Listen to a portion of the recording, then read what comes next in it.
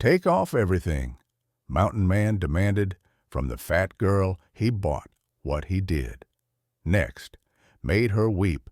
Take off everything, the Mountain Man said. You won't need the rags they chained you in. The crowd gasped, but that was later. First came the auction. Bitter Creek, Wyoming, winter 1883. A cold wind whipped through the town square where debtors were sold like cattle. On the wooden platform stood Mercy Flanagan, 24, broad-shouldered, soft-featured, trembling in iron shackles. Her father's gambling debts had outlived him, and her uncle Silas was here to collect by selling her. $300 owed, Silas bellowed. Look at her, strong as two men. Who'll start at $150? Laughter rippled through the crowd. Too fat to work? Someone jeered. Another shouted, Feed her to the hogs and call it even. Mercy kept her eyes on the ground, fighting tears that burned worse than the cold. Her stomach turned as the auctioneer's hammer hung above her dignity. Not one decent soul offered a bid, until a deep voice cut through the noise. $300, it said. The square fell silent. Out of the crowd stepped a tall man in a wolf-hide coat, broad as a barn door, snow dusting his beard. Caleb Morrison, a reclusive trapper from Thunder Mountain, known for hauling timber and living alone since his wife's death. He counted out crisp bills on the table without a word. Sold, Silas barked, too eager to question it. The shackles came off with a clatter. Mercy staggered, half from disbelief, half from relief. Caleb offered a steadying hand, but said nothing more. When the wagon started toward the mountains, Mercy dared to ask, What will you do with me? His answer was quiet, unreadable. What's fair? You'll work until the debt's repaid. And under his breath, almost to himself, then you'll be free. The wagon creaked up the frozen trail, wheels biting into snow that shone like crushed glass beneath the moon. Mercy sat stiffly on the wooden seat beside the stranger who had just bought her life. Every jolt of the road sent pain through her wrists where the shackles had rubbed her raw. Caleb Morrison hadn't spoken since they left town. The lantern between them swung with each turn, lighting his weathered face in flashes, the high cheekbones, the scar near his temple, the pale blue eyes that looked more like winter sky than human warmth. He held the reins with the patience of a man used to silence. Mercy pulled her shawl tighter, ashamed of the smell of iron and fear clinging to her clothes. "Why did you buy me?" she asked finally, her voice barely audible over the wind. Caleb didn't look at her. Because no one else would, and because no one deserved to. That's not an answer. He flicked the reins lightly. It's the only one you'll get tonight. They rode through the darkness until the faint outline of a cabin appeared, a sturdy timber-built house with smoke curling from its chimney. 2 horses nickered in the corral, and light glowed from inside like a promise of warmth. When they stepped through the door, Mercy stopped short. The room was large, clean, and quiet. A roaring fire danced in the stone hearth. Wooden shelves lined the walls, stacked neatly with tools, furs, and jars of preserved food. It looked nothing like the cold, cruel place she expected. Caleb pointed toward a wooden tub filled with steaming water. "You need to wash. Your clothes are filthy, and I won't have sickness in my house." Mercy froze, fear rising again. "Wash? Here?" He nodded. "There's soap on the table, towels by the fire. I'll bring you clean clothes." She backed away instinctively. "You mean to watch?" Caleb turned, his gaze sharp but calm. "No, ma'am. I mean to keep you alive. You've been standing in the cold half a day, and if you don't warm up soon, you'll lose more than your pride." Then, without another word, he walked outside and shut the door. Army hospital, retired. Why retire? His jaw tightened. Because I failed the one patient who mattered most. The silence between them was heavy, but not unkind. B looked away, tracing the beams of the ceiling. "Then why did you save me?" "Because I still can," he said simply. Days passed. The pain in her back dulled to a throb, but every movement reminded her how close she'd come to never walking again. Elijah tended to her with steady discipline, changing bandages, mixing poultices, making her drink bitter medicine he brewed from herbs and whiskey. He spoke little, but when he did, every word felt deliberate. "Your body is strong," he told her one morning while examining the wound. "It wants to heal. You just have to let it." B managed a weak smile. "You sound like you're talking about yourself." He didn't deny it. No man had ever treated her with such quiet decency, not even her kin. She clutched the clothes to her chest, whispering, "Thank you?" Caleb only nodded. "Eat something after you dress. There's stew on the stove." Then he walked out again, leaving her alone with the firelight and the strange feeling that, for the first time in her life, she wasn't property. She was a person. The following morning, the mountain air bit at Mercy's cheeks as she stepped outside. Frost glistened on the pines, and smoke from the cabin chimney drifted upward into a pale blue sky. Caleb was already at work by the woodpile, his axe rising and falling in a steady rhythm that matched the heartbeat of the wilderness itself. Mercy stood in the doorway, wrapped in Sarah's flannel dress, still too loose at the shoulders. The fire inside the cabin had left her warm for the first time in months, but something else, something quieter, was stirring inside her. Gratitude, suspicion, hope, maybe. "You can come closer," Caleb called without turning. "Cold'll bite through those walls soon enough." Mercy hesitated, then stepped out into the snow, boots crunching beneath her. Caleb split another log and leaned the axe against the stump. "I'll be heading to the ridge this afternoon," he said. "Need to check the trap lines. You can come if you got the strength." Mercy blinked in surprise. "You want me to go with you?" "You'll freeze if you sit still all day, and you might as well see the land you're working for." She almost smiled at that. "Working for," he'd said, "not owned by." The trail up Thunder Mountain was narrow and steep, but Caleb slowed his pace so she could keep up. The snow came to her knees in places, and more than once he reached out a steadying hand to help her over fallen branches or icy stones. He never lingered, never looked at her the way men in town used to. His touch was steady, practical, and yet something about it felt safe.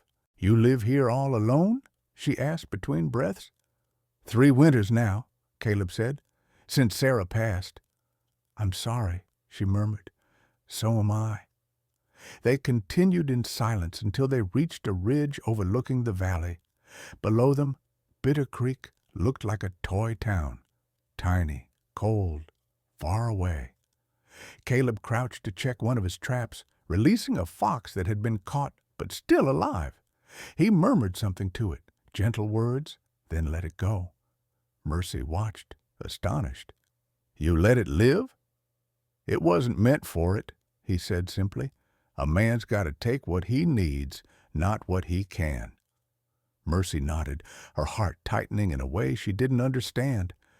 By midday, they stopped by a frozen stream to eat. Caleb handed her a strip of jerky and a tin cup of coffee. She took them gratefully, though the bitter drink burned her throat. "Why me?" she asked suddenly. "You could have bought any man to help with your land. Someone strong, Someone. Someone not you? He finished for her, looking straight at her now. Mercy flushed. That's not what I meant. He studied her for a long moment, his expression unreadable. I didn't buy you for strength. I bought you because no one else saw what you're worth. Thought maybe, if someone just gave you a fair start, you might see it yourself. Her eyes burned, tears freezing before they could fall. You don't even know me. I didn't know Sarah either once, he said quietly, but she became my whole life. People surprise you, Mercy, if you let them. The name, her name, sounded different in his voice, softer, real. They returned to the cabin before dusk. As Caleb lit the lamps and Mercy stirred the stew, a small, comfortable silence filled the space between them. When she caught him watching her from across the table, he didn't look away. Outside, the wind howled down the ridge. Inside, two wounded souls shared a meal, neither quite ready to call it peace, but both beginning to believe it might be possible. And for the first time, Mercy didn't dread tomorrow. The mountain winter settled deep and slow. Days blurred into quiet rhythms, chopping wood, mending clothes, boiling stew, feeding the hens that huddled against the cold. The cabin on Thunder Ridge became its own little world, isolated but alive, filled with the sounds of fire crackling and the smell of pine smoke curling through the rafters. Mercy rose before dawn each morning to stoke the hearth. At first, she did it out of obligation. After all, she was here to work off her debt. But soon she found herself doing it because she wanted to, because she liked the way Caleb's face softened in the firelight when he woke to warmth instead of cold. He was a man of few words, but everything about him spoke in gestures, the way he fixed the hinges on the barn door so she wouldn't struggle to open it, the way he quietly placed her gloves by the fire to warm before she went outside, the way he always made sure her bowl was filled before he served himself. One evening, after they finished supper, Caleb leaned back in his chair and watched her fold laundry by the fire. "You've got a steady hand," he said. "Sarah used to say that meant a person's got a steady heart." Mercy smiled faintly. She must have been kind. "She was," he said softly, staring into the flames. "Kind enough to make a fool like me think I was worth something." Mercy's throat tightened. She'd be proud of the man you still are. Caleb looked at her then, really looked. "You sound awful sure of that." "I am," she said simply. Outside, the wind moaned through the pines. Inside, the fire popped and hissed like it was listening. As the weeks passed, Mercy began to fill the cabin with touches of life that had long been missing. She hung dried lavender above the window, scrubbed the floor until it gleamed, and even sang softly while she worked, old Irish tunes her mother had taught her. Caleb pretended not to notice, but every time her voice floated through the room, he found his hand stilling over whatever task he was doing. One afternoon, she caught him standing outside the door, listening. "Don't stop," he said quickly when she fell silent. "It's been a long time since this place sounded like home." Mercy turned pink, but she kept singing. That night, when snow fell heavy enough to bury the fence posts, the two of them sat close to the hearth, sharing the same blanket without realizing it. Caleb spoke first. "I've been thinking." "About what?" "Your debt. You've worked more than enough to pay it." Mercy looked up sharply. "You mean I'm free?" He nodded. "Free to leave whenever you want." The words hit harder than she expected. Freedom, something she'd dreamed of her entire life, now sat heavy in her chest. "Do you want me to go?" she asked quietly. Caleb's eyes softened. "I want you to do what feels right." Mercy turned to the window. Snow pressed against the glass, blanketing the world outside. "I don't know where I'd go," she whispered. "Every place I've been, people only ever saw what I looked like, not who I am." Caleb leaned forward. "Then maybe it's time you stayed somewhere that sees both." The silence between them was warm now, not empty, the kind that hums with the things no one dares say out loud. That night, before she went to her room, Mercy paused by the door. "Good night, Caleb," she said softly. He looked up from the fire. "Good night, Mercy."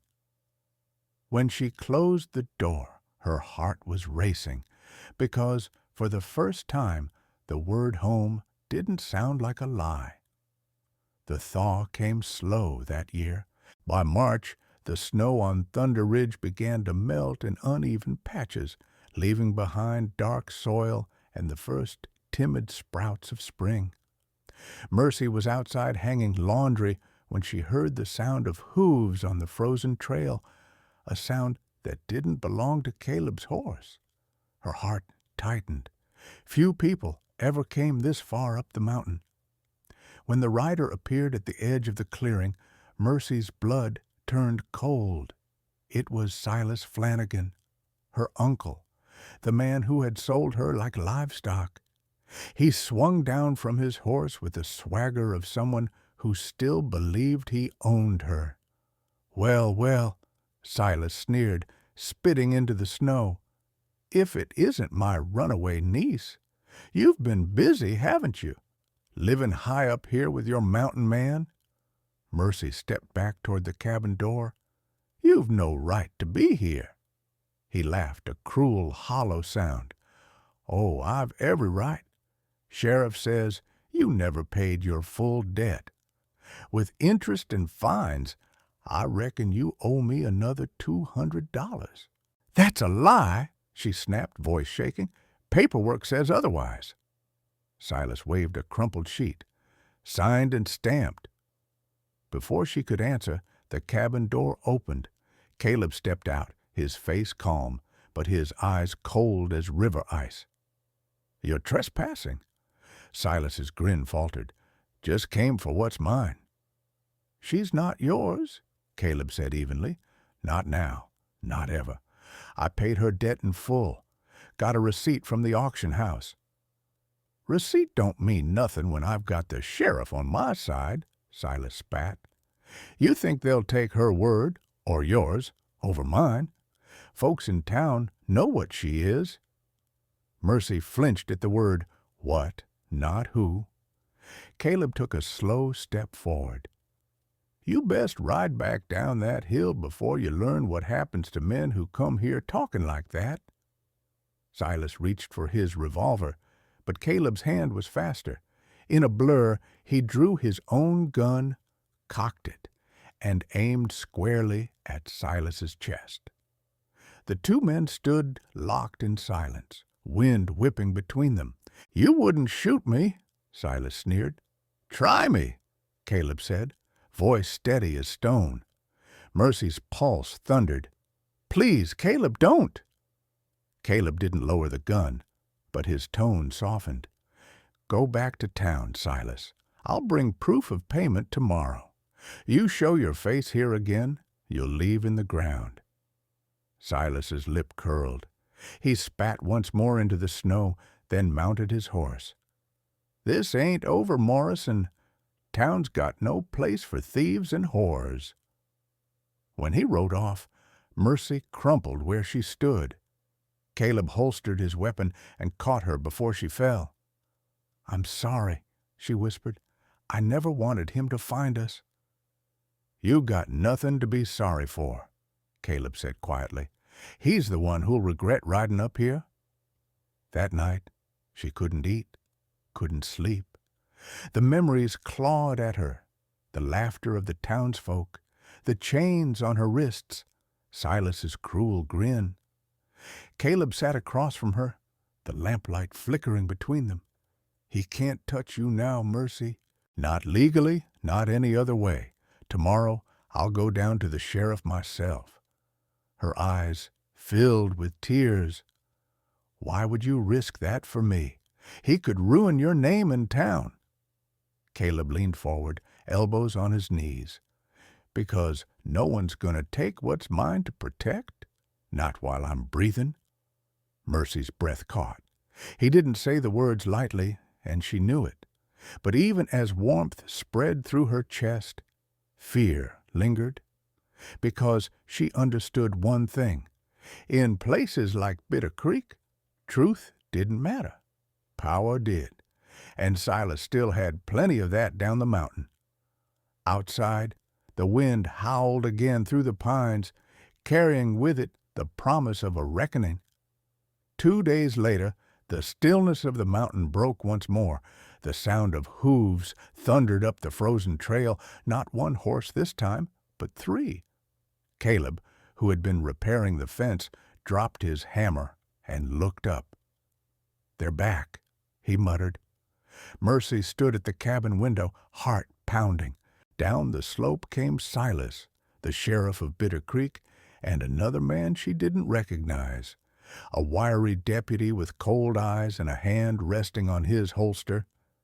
Caleb wiped his hands on his coat and stepped outside before they could reach the porch. "You'd best state your business quick," he said evenly. The sheriff, a stocky man with a gray mustache, lifted a folded piece of paper. "We've got a warrant, Morrison. Says here this woman belongs to Silas Flanagan until her debt's cleared." Caleb's jaw tightened. "That paper's forged." "Maybe," the sheriff said, "but I enforce what's in front of me." Mercy came to the doorway, her face pale, but her voice steady. "That's not true. Caleb paid every cent. I saw it." Silas smirked. "You're in no position to talk, girl. Best pack your things. You're coming home." Caleb stepped between them, his frame a solid wall. "She's not going anywhere." The deputy's hand twitched toward his gun, but Caleb didn't move. His voice was low, controlled. "You draw that iron, son, and you won't live long enough to regret it." The sheriff hesitated. "Now, let's not do something foolish." But Mercy moved forward, surprising them all. She stood beside Caleb, chin raised, fire blazing in her eyes.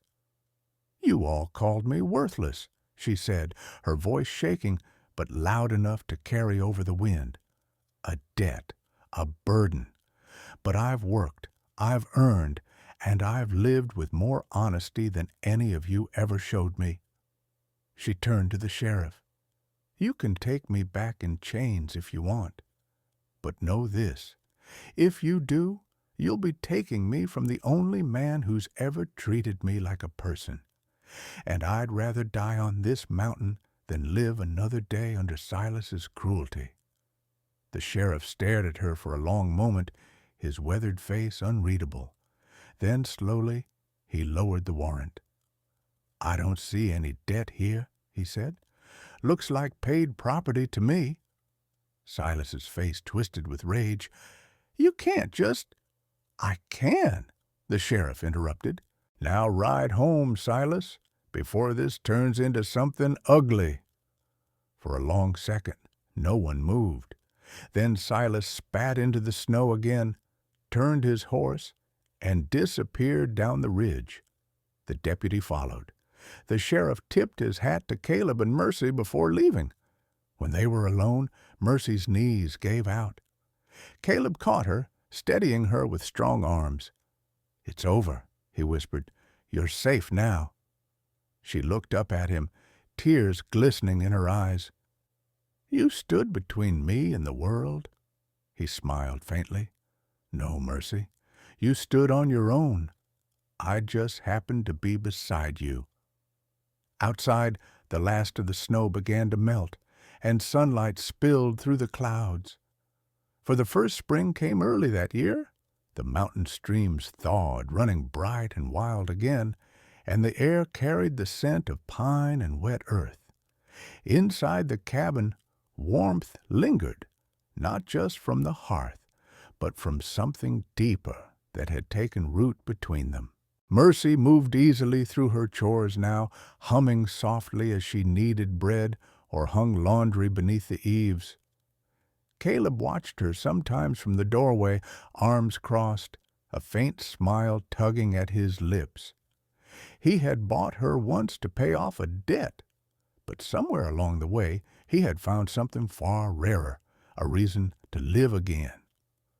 That evening they sat together on the porch as the sun sank behind the ridge. The sky blazed gold and violet, the kind of beauty that could make a hard man quiet.